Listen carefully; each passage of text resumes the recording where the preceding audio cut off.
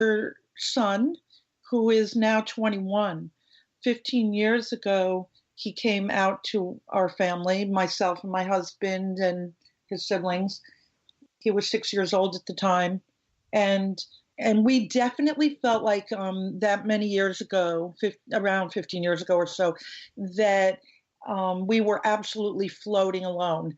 The pediatricians didn't know anything. Everywhere we turned, and we had to find any information we could possibly find. And I remember thinking, I'm a very resourceful person. And a lot of people aren't. And a lot of parents are overwhelmed and they're not necessarily that resourceful. And how are these other parents going to be able to get help that were going through the same thing that I was going through? And I mean, we weren't able to get any advice, and certainly no appropriate advice from schools, from the pediatrician. So that's how we decided to start the foundation. And one way that we funded the foundation was that my son had experienced discrimination in school, some very serious discrimination, and we sued the school. And with some of the money that we received from that suit, we, because we did prevail in court. And when we received our money, we took some of that off the top and started the foundation. And here we are more than a decade later. Very interesting. We often say it was so great to be like at the beginning of the trans child movement and to be pushing that movement forward in a way that was so needed and so raw and so important at the time. And there was something very exciting about that. And then it started to be, so much easier, of course, over time, with more medical access to medical care, with more training for doctors and counselors, and just things in general got better. And then under Obama, of course, things got tremendously better.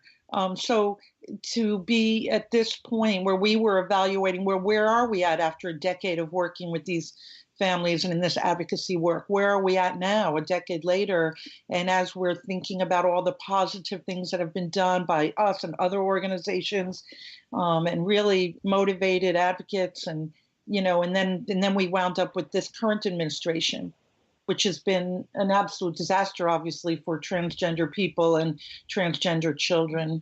So that sort of gives you a whole idea of where we're coming from and where we're at. I mean, I had 4 children, and I was a very busy mom and an art dealer and an art curator. And I just, stepped up and, we did our best and put a lot of smart people around the table and, got going with the work.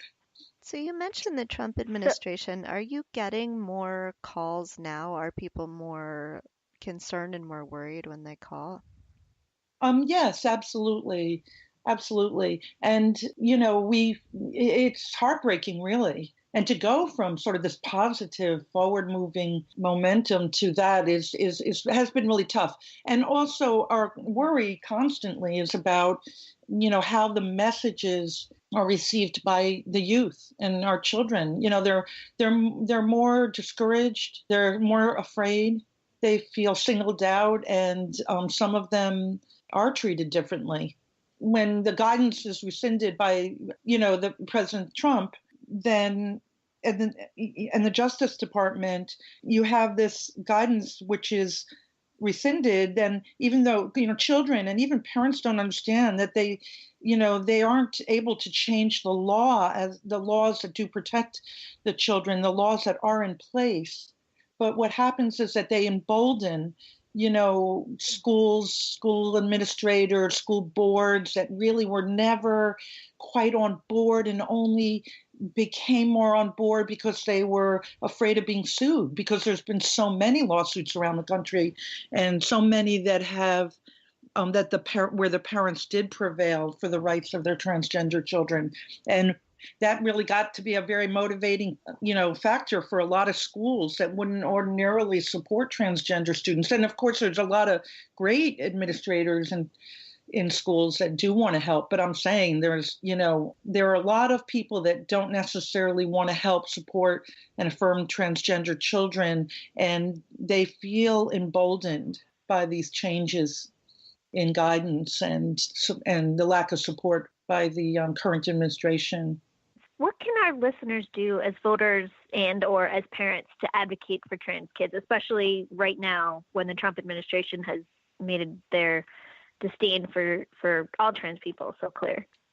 Well, I mean, I think that in terms of parents, supporting their youth is just to make sure that when you read information and you look for resources, to really check out the organizations or the articles that are being written and try to find really affirming resources for your child, and to be careful about what is out there in the media that might be negative messages for your children and for yourself, and making you doubt why you are supporting your child. Seeking out pediatricians, asking them those hard questions right from the start. Do you have a background in supporting transgender children? Do you follow the guidelines of the American Pediatric Society? How many trans kids have you had in your practice? Do any of your staff have any training in transgender medical issues for youth, and then getting out there and actually supporting in any way you can the trans youth organizations that are out there regionally and nationally. Of course, support, ask how you could support, volunteer your time, or donate money, because trans organizations, they don't have the kind of money that necessarily the big LGBT organizations have.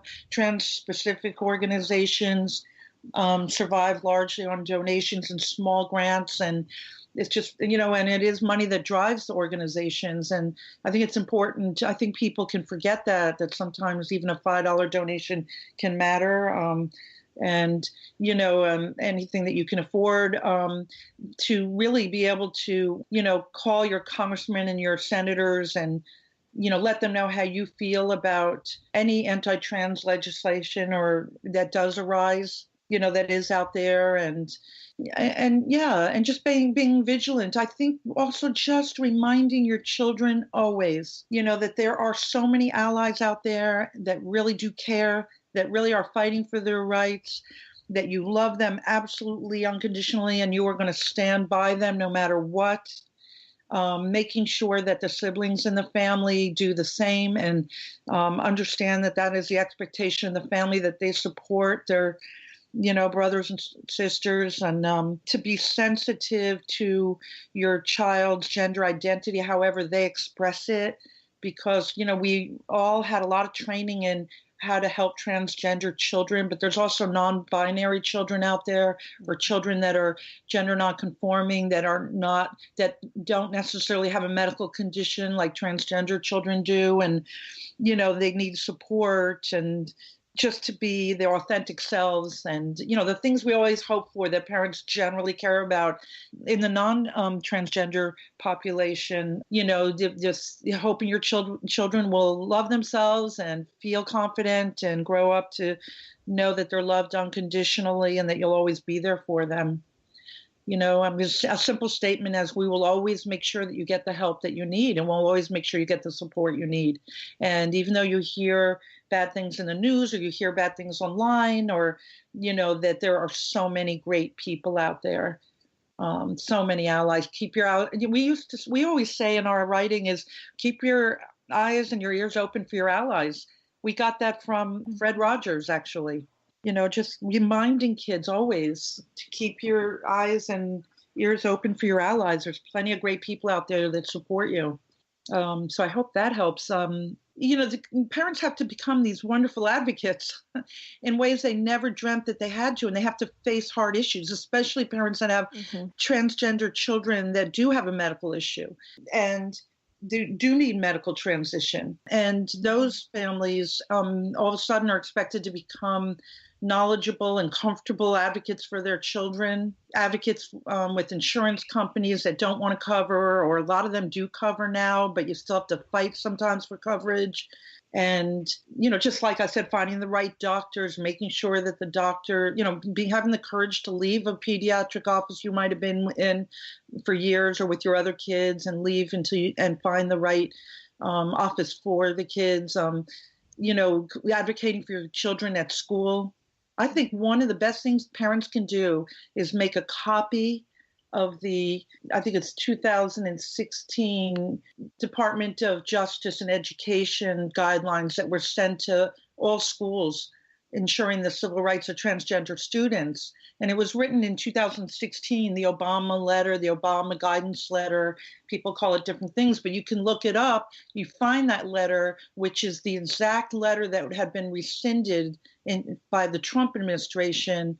You find that letter online, you read it carefully, you let your schools know, because they all received the letter, that you still expect them to follow the guidance in that letter, because courts have continued to side with transgender students, and that guidance letter has so much great information in it about why children, every child deserves to attend school in a safe and supportive environment. Because when the current administration says that, every child deserves to attend school in a safe environment, they don't mean every child. They absolutely don't mean every child. Sometimes they don't mean children of color, and they certainly don't mean transgender children. Absolutely. Mm-hmm.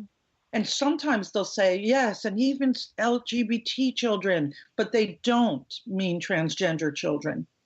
They specifically don't.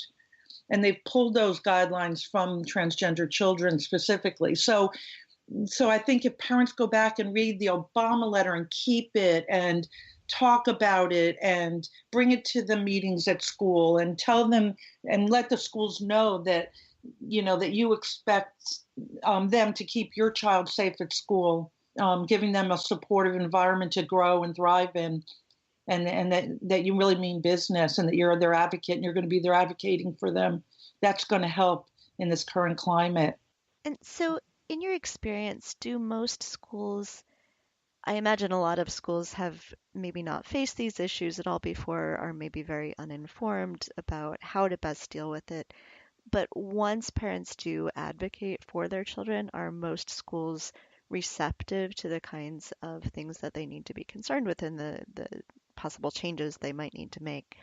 Well, I wouldn't say most schools, but what I would say is that when these guidelines were in place by the Department of Justice and the Department of Education, the Obama guidelines, people really understood that the threat of the law is a powerful thing.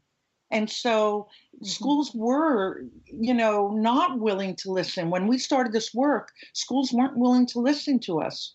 And they just simply didn't care. I mean, even states that did have human rights for transgender children in schools and good transgender statewide policies and anti-bullying policies, schools still, they had no experience. They were often arrogant and old school and, and resistant. And slowly but surely, more and more schools became, certainly a lot of it was the fear of being sued.